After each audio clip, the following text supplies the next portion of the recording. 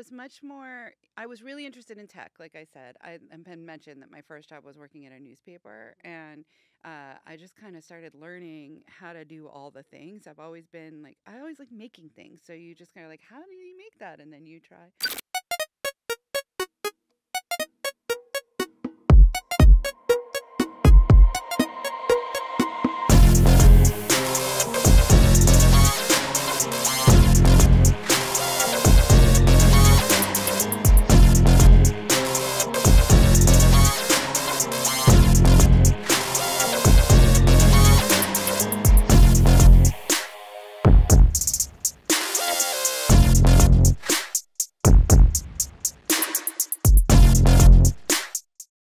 Thanks so much to our episode sponsors, Hero Forge. Oh, our favorite! Welcome to Hero Forge, where your creativity knows no bounds. Whether you are a character builder, a 3D printing enthusiast, or a virtual tabletop adventurer, Hero Forge has something special just for you. You can step into their intuitive character creator, where you can design stunning, high-resolution characters in full 3D right in your browser. I cannot tell you how many hours of my life I have lost to enjoying this feature. With a vast library of thousands of parts and customization options, the only limit is your imagination. You can purchase your unique character designs as custom 30mm scale miniatures, the perfect addition to your RPG adventures. Choose from materials like paintable plastics, rugged metal, or color plastic for vibrant, table-ready minis. Hey guys, that means you don't have to paint them yourselves, and as much as I really want to be talented enough to paint them, I just haven't been able to achieve that yet. So you can do it this way too. If you prefer 3D printing, download detailed STL files of your designs directly to your Hero Forge account. Just unzip and print at home, super easy. For virtual tabletop enthusiasts, bring your custom characters into cutting-edge programs with 3D digital miniatures. With the Access Key feature, seamlessly sync your miniatures with supported platforms. No downloads required. They make it so easy. But wait, there's more! If you're craving even more customization, upgrade your Hero Forge experience with a Pro subscription and unlock a treasure trove of additional functions. Gain early access to upcoming products and features, export unlimited 2D digital portraits and tokens, or mesmerize your audience with the Spinny Mini feature. Spinny Mini, that's fun to say. Showcasing your character from every angle. There is something for every adventurer at Hero Forge. Get started designing, saving, and sharing your characters today. Hero Forge, your imagination brought to life. This episode is also brought to you by Skills Hub. Whether you're a complete beginner or a seasoned professional, Skills Hub has everything you need to kickstart and advance your voice acting career. We love Skills Hub. Cannot recommend it enough. With personalized plans designed to fit your goals and aspirations, you can confidently navigate your journey in the world of voiceover. Learn which avenues best suit your unique skills and discover different ways to monetize your voice talents. From commercials to video games to audiobooks to animation, sky's the limit. Practice and refine your craft with expert-designed tools such as character development, accent mastery, or script interpretation. Connect directly with more than 80 vetted coaches who are top industry pros, casting directors, voice directors, and working actors to receive valuable feedback and guidance. Skills Hub is more than just a platform. It's a thriving community of voice actors, and with per-minute billing, you're in control of how much you spend. Track your progress, communicate with coaches, connect with the community, and stay motivated. Don't wait any longer to advance your voice acting career. Visit skillshub.life/character-select today to pick your path and get 20% off your first 3 months. Skills Hub. Come for the access. Stay for the community. Hello, and welcome to the Character Select podcast. I am Anjali Bhamani. And I'm Julia Bianco. And we are as excited as ever to be here with you guys today. Full disclosure, both of us, we did not plan this together. We did this separately. But both of us have dressed on purpose for today's guest because their background is pretty damn cool. And we will talk about that right now because we're going to go straight into embarrassing her. Heavy metal vocalist and game studio head sounds like two things you'd get by throwing magnetic poetry at a refrigerator. But for Elena Siegman, they are two stops on a road rarely traveled through a career in video games. Siegman served as producer and designer at game studios such as Gigawatt Studio and Sony Online Entertainment until 2005, when she landed at Harmonix, where she oversaw the mega-hit Guitar Hero 2 and Karaoke Revolution Party. I feel like I should say Karaoke Revolution Party, as a producer and senior game designer. While there, She became one of the original guitarists of the all-girl punk band. I'm going to let someone else pronounce this so I get it right. Vagiant. Vagiant. I just wanted to make sure. I saw it, and I immediately questioned my life choices, and now I don't because it's the greatest name ever, by responding to an office email sent out by fellow Harmonix employee and frontwoman Helen McWilliams. Vagiant unexpectedly became a very beloved band in the Boston music scene, opening for acts like the Mighty Mighty Bosstones and the Ducky Boys before disbanding in 2012. That year, Siegman joined 70s rock-inspired band Brown Boot as a vocalist. After her time at Harmonix, Siegman joined Treyarch as a producer on James Bond: Quantum of Solace. She also teamed up with composer Kevin Sherwood to provide the heavy metal vocals on the soundtrack for the zombie levels for several entries of the Call of Duty Black Ops installments. Tracks 115 and Beauty of Annihilation have over 134 million combined plays on Spotify.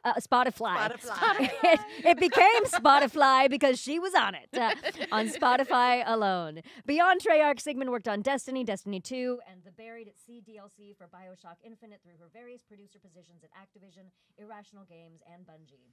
In September of 2023, Siegman was announced as the studio head of Cold Iron Studios, the developer of 2021's Aliens Fireteam Elite. A few extra fun facts I'm just going to throw in there before we even get to conversating, whatever we're going to call it today. In 2011, Siegman released an EP called The Mighty. Going to ask you all about that. Has an upcoming album called Cover Me, set to release soon. Definitely going to talk to you about that. Was taught piano by Dolores Rhodes, the mother of Quiet Riot founder Randy Rhodes at Musonia School of Music. Yeah, okay, so here's the thing, Elena. You are, I feel genuinely a little bit of like Wayne's World. We're not worthy moment here, especially how we're dressed. Because both of us wanted to pay homage in whatever way we could to your rock and roll rock star background. And my first concert was Billy Idol with the Cult. That was the closest I could get. Mine was Mighty Mighty Bosstones. See, look at that. Mine was New Kids on the Block. Okay, but yes. Okay, but no. Back then, extremely cool. Yeah, but it's not, like you'd want to be like, mine was Black Sabbath, but it wasn't. It was mine was a random. I lucked into the randomness of how cool mine was. But that's not what we're here to talk about. We're here to talk about you. Yes. You are so incredibly cool. This is my first time getting to meet you, but you guys go way, way, way back, right? Yeah. In fact, can you pull up the picture because I want to see it? And we're gonna flash this on the YouTube. So those of you who are only listening, definitely head on over to the YouTube because I want to show this. I want to walk this up to the camera, but we're not going to do that. We're going to pop it up. Don't worry. We have editors. We have people who are better at this. This is the most adorable, little black and white photo shoot. You guys are -4 years old. Like, how you're so, look at this. I am literally wearing the same thing in this picture. Well, it's a great top. I mean, I would wear it all the time. Why not? It's a look. I've got clothes from 1998. I ain't ashamed to say it. I'm They're still pretty in sure good. this is There not you that go. far. So tell us everything. When did you know or did you immediately know at any point that you wanted to be a part of the gaming industry? Were you a gamer? I knew pretty early on. I was a gamer growing up for sure, but I remember when I was really young, like 5, 6, my dad brought home an Intellivision 2. Mm-hmm. And that was people didn't have consoles, but it had a NHL game. I think that's why he got it. My dad was a hockey person. And then it had Burger Time. Yes. And this game called Shark, where you had to be like a little fish that would eat littler fishes and get big, but then a shark would anyway, I'm not going to go into the whole, but I was Sounds pretty good though. I was extremely good at it. And a little bit like a savant. I think my parents were like, why is this child so good at this game, high scores? And then I forgot about it for until I was probably in my teens. That's when games started coming back, and then there were people who were coming back into the mainstream, I think. I spent time at arcades, but in your house it was a different story. And so that's when people were starting to have LAN parties, and I think that was when I started to play, I think I played Quake 2. Quake 2 was probably the moment where I was like, this is for me. Even just getting to Quake 2, I feel like you're already in it. Yeah. Because I didn't get there until much later, you know? Well, I also was always very interested in tech, right? And so it actually hadn't occurred to me that people made video games for a living. Same. That I is mean, such people a hear that a common- lot. Yeah, we hear that all the time. Yeah. Like I talk about this a lot. That you know, I played the original Baldur's Gate. Yes, I'm that old. I played the original Baldur's Gate and did not clock that there were actually voices, like real human beings voicing that. And then, of course, cut to now in our lives where Jennifer Hale is a dear friend. I'm like, wait a minute, you were Not to derail too, but Jennifer Hale was the voice on the first game I ever made. Amazing. And I remember it was the Ultimate Ride, which was a roller coaster game. And somebody had said, I want the lady who does the bumpers on the Sci-Fi Channel to be the voice of this. Wow. That's wow, amazing. Yeah, they were like, I just love her voice. And I was like, Yeah. okay, we can do that. I think, That's you know, and so then they like cool. cast her. And I remember going to the recording session. That was the first video game recording session I ever went to. And it was just like, this is a job? So This is so cool. fun. Yeah. I was really interested in tech, like I said. I mentioned that my first job was working at a newspaper. And I just kind of started learning how to do all the things. I've always been like, I always like making things. So you just kind of like, how do you make that? And then you try. And so I was doing web development. That was where it was very early days web development. And I got hired at Sony Online Entertainment, where they were making Wheel of Fortune, Jeopardy. Yeah. God, I played so much Oh, Wheel yeah. of Fortune. I played so much Jeopardy. So my job was to like lay out the single player boards and to like make the website around the multiplayer game. And I was like really more interested in the game at that point though, and sort of how they got made. I was starting to really get interested in that. And then they were also making EverQuest, which was like a very you're like, yeah, this is the same as those other things. So it was a little strange. But and EverQuest was being made in San Diego. It wasn't being made there. But I think I was kind of learning. It was a great time to learn about so much. Like you know, all these different markets, and EverQuest was a totally different kind of experience and different audience. And then Wheel of Fortune had actually tons of women gamers and like hardcore, like they were hardcore. And so it always really surprised me that people were like, well, that's just like casual. I was like, these ladies are not casual. You know, we had beta testers they were like full time playing the game. And so I think I learned a lot about the like power of games and also that they're not, I mean, they're very hard to make, but it's not like magic. It's not magic. It's like actual There's real a people process. working. And like if you're not afraid of it and not afraid to try, you can just, you know, be part of it. Well, that right there, I think that's part of what we are trying to help people, like help dispel in the world, is that fear or that that just, I don't know how this happens. The Poof, unknown, there's a game. Like just helping to dispel those myths. Have you always been kind of that kid who was kind of like, I want to do this thing and I'm just going to do it? 100%.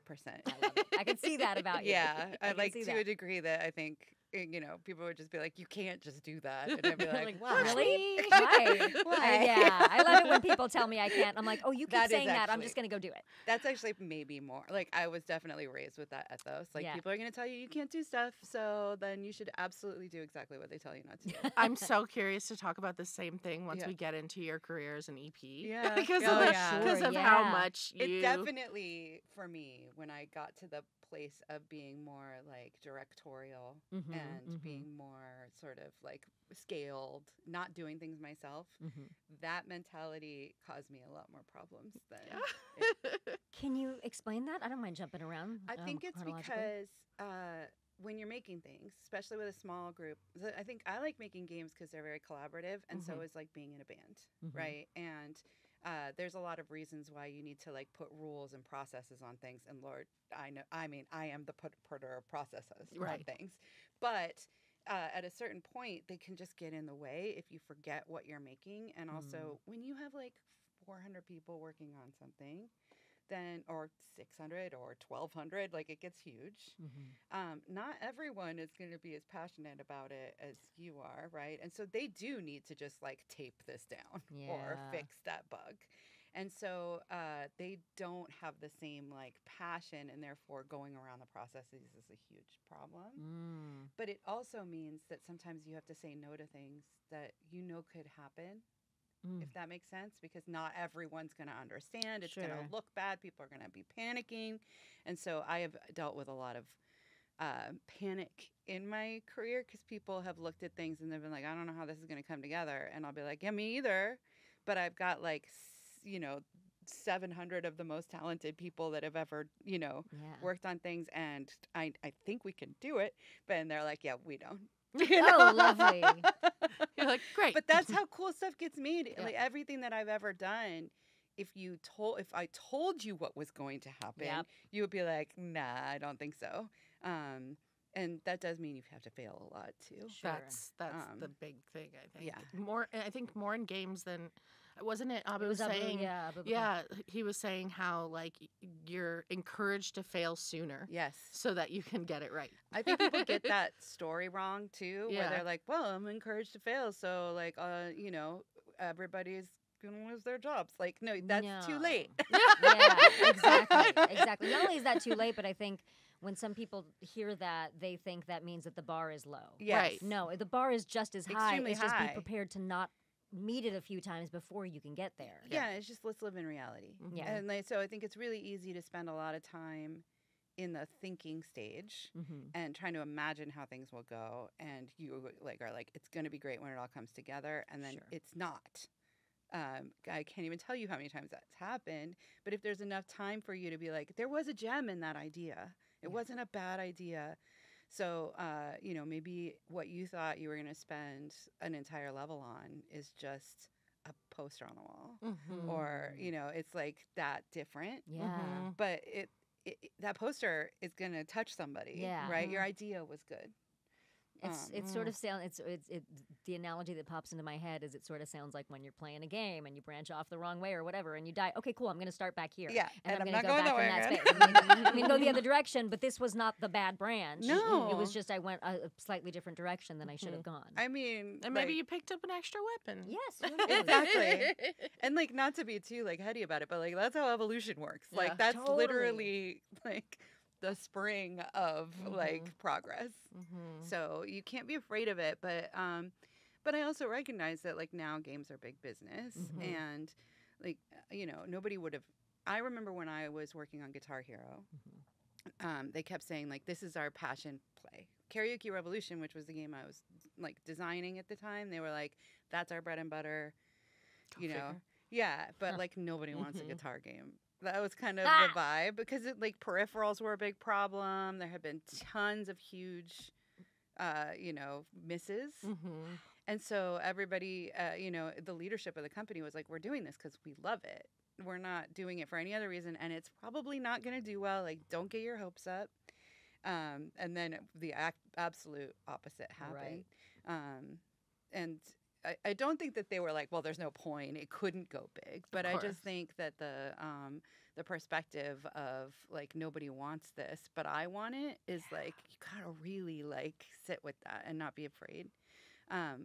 But if you're the person that's just paying for that, you don't know how it's going to happen, I actually do have a lot of compassion for the fear that comes from that. And I've spent more time in my career now working with people that are in that space and trying to explain to them like, okay, I know this looks crazy, but believe me, I really think this is going to work. That's like the best I've got. Right. Yeah, but with your track record, thankfully, you can show people that you obviously have a track record of delivering things that seem impossible. I mean, that's how I push myself, right? Like, with the zombie songs, right? Like those were that was weird. That was not something that we did because we were like, this could be huge. No.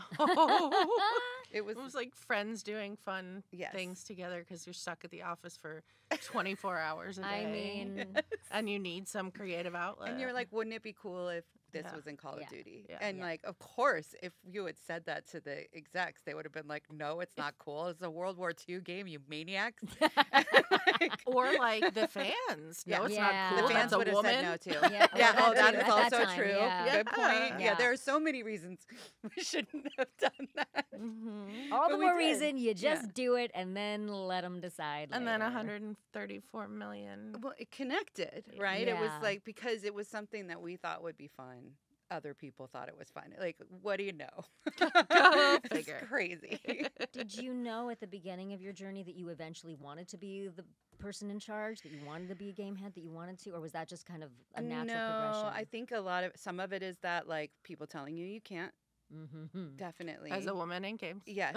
And also just like the subtle vibes of it. Yep. Yeah. I'm like, I have to accept I'm like a wildly ambitious person. That's not something that's easy for me to accept because I really kind of wish I wasn't. But I do have these, like, well, if they could do it, why can't I do it? And especially when you're seeing people just like be terrible at what they're doing, and for some reason they're That's it. That's the motivator. Yeah, That's that the gets you motivator. every Like, well, if time. that person can do it. Then, Right. I mean, come on. I know we can make something. I know we can make I know something we can do it better. And I also feel like, and I'm assuming this is part of your journey, even though you've worked at such big companies all the way along, but that sense of, as an actor, we have very little agency. Yes. And so that sense of, if I start stepping into a larger role, if I step behind the camera, if I create a production studio, if I do all of these things, maybe I can, like, maybe I can make the thing because other people are making the thing, and at some point they didn't know what they were doing, and then they did. I think that's 100% where this was coming from. Yeah. That's a perfect segue into your new album. Yes. Yes, we're good at this. Yes, Right, definitely. We should do You a are good podcast. at this. You should do this. I mean, that is definitely so. I've been making games for a long time. At some point along the way, so I'll go. It's kind of a long story, but at some point along the way, I went from working on like just fun things for a job to when Guitar Hero went big, that I was like, oh, I have this opportunity to do things that reach more people. And then I went to work at Treyarch, and then those songs came out, and then I had this view of how big the Call of Duty audience was, and how many like just unique like human hearts were in that audience. It hadn't occurred to me because the numbers are so big that they just are numbing. But I started talking to people who were fans, and I started to realize that it was actually quite important, I think, to stay in the mix of things that have big reach. Like, a lot of artists will be like, no, I don't do big stuff because, like soulless or whatever. But I am not one of those. Hire me for anything big. I am prepared. Big things, only big things. that was definitely the vibe amongst my peers at the time. And like, that's a very Gen X perspective, I think, too, which is just like, no, sellout, man. But I found that like those like huge audiences and those things that have big reach, they reach people that don't get a lot of stuff coming to them. And so if you're just a cynical person who's just in it for the money, like, you're literally like turning your back on those people. So that was sort of what kept me in the mainstream AAA world and like really getting excited about these huge scale things, because the passion is incredible. But I do think in this industry moment, everyone in the industry got carried away with the like scale. Everyone did. And also it took so much to learn how to make things that complex and big. So now I think people are sort of reevaluating a little bit, like, we need everything to be this Fortnite monolithic size. thing. Exactly. And this is not the first time that any entertainment industry has gotten into this place, but it is the first time in my career that it's been like this. And so I decided to kind of go back to where I started, which was just doing what made me feel really passionate and like what I could do myself. It turns out, after doing a bunch of stuff, what I can do myself is quite a bit more.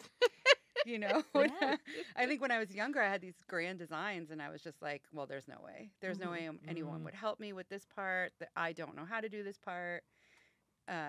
Tech has come very far, and there's a lot of people who can help me. So collaborating is a lot easier. So anyway, long story short, then I decided I want to make a record. I am a songwriter, but I was like, I'm not gonna put the effort right now into also trying to make sure that the songs are good, because I have a lot of like learning to do. A lot of technical learning, how to produce myself, how to like mix myself, how to build a studio. She's doing the whole thing herself. Yeah. Oh my gosh. Yeah, all of it. It's very possible now. Yeah, well, yeah. But just I do think that one of the main things, and again, this is such a barrier to entry for so many artists in every lane, is realizing there are people who can help. Yes, there are people, and you're allowed to ask. And not just who can help, who want to help. Yes. Yeah. And the internet is certainly the great equalizer in terms of access. Like Yes. I remember when there were casting directors, I'm not doing this to you, but I remember when there were casting directors who were like, tweet me questions. Yeah. You know, and the access to information is so present now. And like collaboration over the internet is so easy. So so doable. much easier. And so Yeah. like it's also interesting because you have this conversation about remote work versus being in a studio, and can people communicate, or and it is harder when you're collaborating with people. Sometimes you just want them like right there. Yeah. And you want to get up and walk, or like have the just the organic stuff happen. But I don't think that like it's not like offices just sprouted from the earth. Like those were built to facilitate that, and new technology is being built to facilitate that. So I've met tons of people on Discords. I joined like a ton of different Discords and met people who are like, just like, I'm really good at mixing. And I joined this sort of online school called Beat Kitchen, which is like a guy that is like he runs his own studio, and now he just has like a Discord school where people are helping each other, right? It's like you can join this thing, and if you have a skill, like maybe you would teach a class. That reminds me so much of like when I first started out, and so that feels really good. Yeah. And also just being like, okay, I don't know how to do this thing. That is just a thing I've told myself a million times, and I think it used to come with shame because of how much other people would be like, well, you don't know how to do this thing, so you can't. Like, well, yeah, I can't because I don't know how. Like, how about I learn? Exactly. I can. Yeah. Let's solve that problem. Not so like this is. She is not so. Yes, exactly. This is not a problem that can't be solved. Were you born with this knowledge? Like, yes, exactly. Yeah, exactly. You were born knowing Unreal. Cool. Yeah, exactly. Duh. But again, I mean, and I hate to draw attention to this, but there are those people out there who try to be gatekeepers because they have the knowledge and they feel like, okay, well, I worked so hard for this. Yes. I don't want someone else to take my cheese. I want my props. I'm gonna be that guy with their arms folded who says you can't come in. But nothing. I mean, the most incredible artists in the world, in all of my experiences, are the most generous with their knowledge, with their access, with their kindness, with their support of people. And it's just such a strange thing to me when people are withholding. I also think information. it's strange. I also think it's because it's not in my nature. Yeah. But I also think it's very human. Like, I definitely know that when I'm feeling like I put a lot of effort into something, that like, God, how much of my life has been feeling like my contributions haven't been recognized.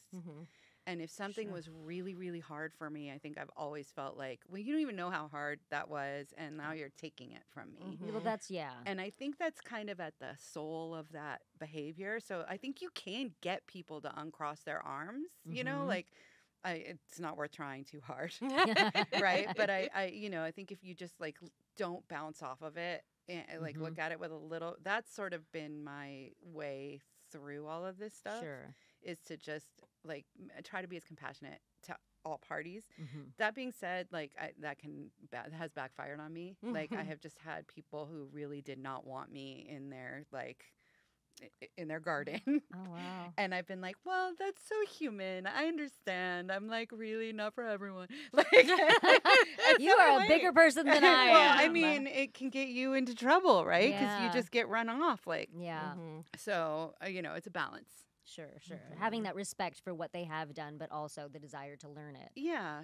And I think you're absolutely right. Especially as artists, it's so easy to not get your props, to not be appreciated, and to feel like you're not being appreciated, whether it's publicly or just privately within the community. Yeah. And so that's a. I big also part think of it. people don't understand, especially like when you're a voice actor or a singer, right? There's so much physical work. It's physically exhausting and mentally and then people are talking about your work like you're not even there. And yeah, you're like, I know all about it. And then, you know, there's just people don't understand the effort that goes in. And so then I think that in particular, just like you kind of start to feel like a mule or something. Yeah. And so, and I can also understand, like, you can't easily communicate with the person that's directing you. Like, I'm not getting it. You're not giving me what I need, or I think there's a better way. I don't understand the context this is going into. The designers aren't here in the room. All that stuff, when that comes together, when there's like people who understand what you're trying to achieve, it's like, oh, it's magic. So it's good. It's so much fun. I have been immensely spoiled with the people that I've gotten to work with in voiceover. But also, this is kind of a perfect segue as we're talking about giving props to people and celebrating them as my nails refuse You're like, to give let me this paper. Oh my God. And I'm actually going to use my glasses that I finally remembered to bring only, like 94 episodes in. Here we go. About Francesca Mo as Eurydice. The road to Hades is a scary one. In real life and for game developer and publisher Supergiant Games. When the team behind 2017's Pyre finished work on that project, they knew they wanted to do something daringly different for the studio's fourth title. They ensured that daringness in a few different ways. They announced and released their fourth project, a roguelike called Hades, on the same night at the 2018 Game Awards. They also developed major sections of the game in early access for a few years, allowing the fan base they'd created to offer their feedback on those sections and directly influence mechanics and gameplay. The Greek mythology character Eurydice has been presented and told about in many ways over the years in every form of media, but Supergiant Games shook things up by making her an oak nymph and giving a treetop afro. Though her story remains the same.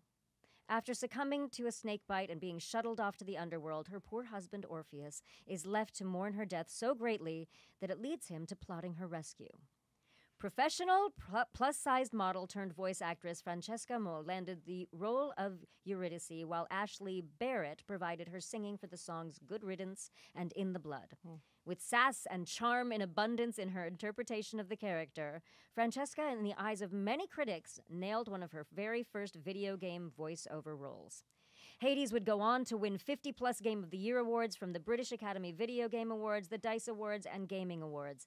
It even came away from the 2021 South by Southwest Gaming Awards with a win for Video Game of the Year. The development of Hades was also captured in a 3-part documentary series called Hades, Developing Hell, by the studio NoClip.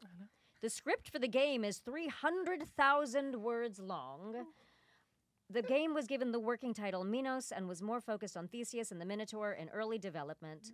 And here we go, because this is the performance that you have decided to share with us, and I'm so glad you did. I mean, there's so many reasons you look at this and you're like, well, obviously, first of all, as a singer, I mean, the effect that duality of that character has. And very rarely, I can't think of any other experience, although I'm sure there is one, where Eurydice is presented as a singer. It's always Orpheus. That's exactly it. That was what got me. That's what nailed it at the beginning. And Orpheus is like emo. So emo.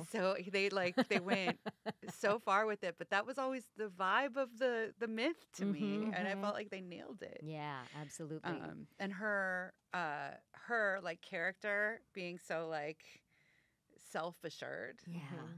You know, and just like, well, if you find him, like, I have been looking for him, but not like, because the way she's portrayed is this, like, you know, this delicate, she's like a nymph and she dies from a snake bite and she's just always like the most delicate little flower. And so I love the portrayal, and the like voice actress did such a good job of like, she's like still like very delicate, but she's not like, you know, wasting wasting your time. Yeah, exactly. Wasting away. Also, I love the fact that she's kind of like, he screwed up. Yeah, he's like, I don't know if y'all like, how hard is it? Supposed to look he said, back. Don't look back. How hard is it? Why you gotta wait till right before the gates and be like, I think I'm just gonna take a little peek. Like, come on. I know. And for people who don't know, that is the basic myth. That is, yes, Orpheus was the like, basically the Billy Idol of his day, but he was like, and he was in love with Eurydice, and she was just like the most gorgeous delicate flower, and then she immediately died, and he went to the underworld to save her. And Hades was like, you can have her back, I guess. Just don't look backwards to see if she's behind you. It's like that simple. And he totally messed it up. It's like, come on, dude. But you had one job. You had one job. And that's actually why I always loved that myth. That's why I was so excited when I saw it in the game, because I loved that myth growing up, because he then went back into the real world and then invented love poetry, invented the idea of the tortured, song. And that really spoke to me. I loved the idea that the Greeks had a myth that explained the origin of that, because to me that meant, oh, this is deeply human. It's like feeling seen by ancient people. Exactly. Yeah. I also feel like this particular myth, I mean, there are so many great myths that have been redone in so many different ways and retold in so many different ways, but this one just keeps coming back, and in so many different interpretations. There's so many different ways to look at that relationship. Right. Which is this is one that I'd never seen it this way. Well, I thought it was so profound, especially because the thing that always bothered me about that myth is it was that very girls are the muse and men are the artist, and that was the story that was kind of, I was like, I want to be Orpheus, right? Yeah. But I also don't want to be Orpheus. He's an emo jerk. So who do I want to be in this story? And I think they really found a great place for that with the Eurydice character. And then on top of it, the singing performance by her, it was Ashley Barrett, right? Was just so next level gorgeous. And it reminded me of when I first started playing music around other people. I would do the singer-songwriter thing. I would be in coffee houses, and that song felt like the kinds of songs that people would sing, and we'd all sit around, and it felt really warm around the campfire. Instead of going with something really technical and hardcore. In that moment I was like, this really fits. Sure. And then not to spoil it for anybody, but when they do get reunited and then now they're singing together, it's literally sublime. Yeah, and it's what and this is one of those many ways where it completely explains why musicals exist. It completely explains why music period exists, because there are those moments when something comes together and it's so breathtaking. Just the sound of it is so breathtaking. It's not even the lyrics. It's not anything. Just the sound of those. There's just something about it. I mean, this is why I love musicals so much, because there are those moments in certain musicals, like at the end of Sunday in the Park with George, at the end of both acts, when there's a certain moment where everything comes together and you just start leaking out your eyeballs. Exactly. It's really affecting. Yeah. And what I loved so much about it is the systems all came together to let that happen in the right order. It's just an idea that was too complicated to do one time. Just the song wouldn't be enough. Just the story wouldn't be enough. It's all these layers that kind of come together in that moment. And that to me feels a lot like songwriting or composition, where you're really kind of putting themes in, trying to tell stories, taking people on a journey, as opposed to just kind of doing this flat thing. Yeah. Well, and also we like to talk a lot about, one of the reasons we're doing this podcast is to highlight the different aspects of game creation that go into the performance and making the performance work. And the way this game is structured and sort of the tone of it all the way through, it doesn't seem to change at all. This fits right in. Yeah. But to have that forethought and to know that that's going to be in there, and it needs to be in the same world, and it needs to be in the same tone and everything. I would love to know. I don't know how they did it because I didn't work on it, but I will say that these things are they have bearing on one another. It's it goes back and forth. The systems get designed, and then maybe they had some sort of musical motif for all the characters. I'm not sure. I didn't really pay too close of attention to it, but then they were like, oh, this is the perfect way for us to introduce this character, sitting around really thinking about the myth and how they would want to do it. And then, how they structured their design and their systems. And then maybe they heard something, and then that might have affected how they changed it. It's such a back and forth. That's why I think I'm literally obsessed with Supergiant. That kind of everybody is in on it kind of way of developing is what makes those sorts of things incredible. But you do have to have a vision, right? It's not like, it's not just like everybody's throwing their stuff into the mix. Well, I think there's a vision. There's for this style of game, there typically isn't the kind of reverence for performance. Yeah. Or even music. Yeah. The way that they gave it. And so by giving like high quality on those levels too, and forethought, like you're saying, and vision and planning of those things included in the fabulous repeatable gameplay. Right? Like that's just, it's a magic formula. That's, I think, where like my musical experience and brain has like I play songs over and over again. Like I listen to them over and over again. I play them over and over again. So like you don't why people do that with games, and so why don't you build that into the game? Like and then you also have these like technical limitations from before that are really, those barriers are coming down. So I do remember when we were working on BioShock, there would be the amount of people that would be worried about trying to make the voiceover that we just got back work was like extreme, right? They would be moving heaven and earth to try to just, well, we recorded the dialogue, so it has to fit, and we can't change this now. Wow. And I do remember, like, I remember Ken being like, that's literally the easiest thing to change. Like, and while that was technically true, you just get that person in front of a microphone and they read something different. It wasn't true from a pipeline standpoint. Right. You were like, I have to call the agent. The agent has to get the contracts. I have to get the scripts together. I have to get a studio. I have to get this thing. And then the technical pipeline, I mean, you know all about it. And then localization. Yeah, it was like, you know, really, really difficult. It's not like that anymore. Yeah. Or it doesn't have to be. Like it still is in some cases. But, and then this is where you have like people are like, I don't know anything about that. I don't do that stuff, right? Huh. So you can see it in Hades that barrier just didn't exist. I mean, I think a lot because of the, you know, DIY nature of the studio, and they did everything themselves. They barely outsourced on that. I was fortunate enough to work on 2, and it was one of the first times that they were getting help with that side of things because they did so much of it on their own. But I think that gets back to the point that you were making, which is that you can get help. Yes.